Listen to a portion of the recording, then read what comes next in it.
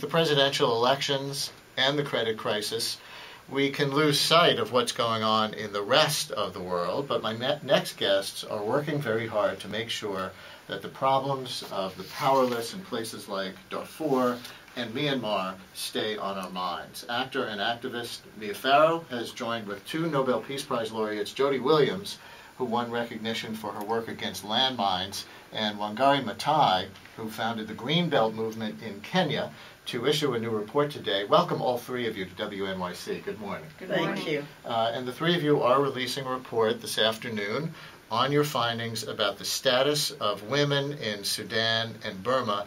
Wangari Maathai, why those two countries in particular? Well, definitely Darfur in particular, we are very concerned about the fact that this has been an ongoing conflict that has caused so much, so many lives and so much misery. And it's very, very important that especially the African Union and the international community brings an end to this misery.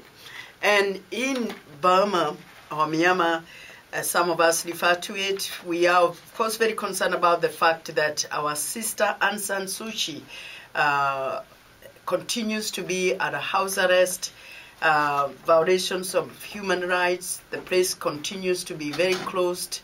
Recently we saw the impact of the hurricane Nargis, and so these are two areas where we have been very, very concerned about the fate of the people, and especially women and children. Mia Farrow, pick anything from the report that you think will be strikingly new to our listeners. It may not be new to your listeners, but the crucial moment now that the U.S. and all the nations of the world support the findings of the International Criminal Courts. As you know, the Chief Prosecutor, Luis Moreno-Ocampo, has called for the arrest of Omar al-Bashir. That is about to be brought before the courts, and there is some dispute about which countries will and will not support this. That would be the head of state of Sudan. Correct? The head of the president of the country of Sudan, yes, for the crime of genocide, no less. So incredibly, many nations are not supportive of the arrest of Mr. Bashir, but our findings in Eastern Chad and hearing the people of that region was precisely the opposite. People are naming babies Moreno-Ocampo across Eastern Chad and Darfur, and they are begging that he be removed from office. And Jody Williams, I understand that the British want to drop the charges against Bashir if he acts to stop the fighting in Darfur. How do you feel about that? I think it's ridiculous. Bashir has promised changes all the time, and what he really sees is that the international community, whatever that means, always backs down. We talk about why can't they do anything, and it's about political will.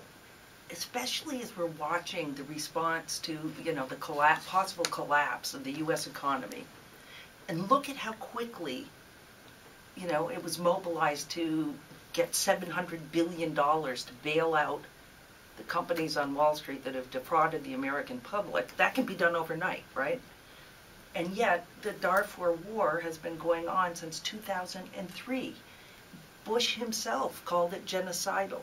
There have been dramatic, marvelous statements about the genocide, crimes against humanity, rape as a weapon of war, and yet nothing happens.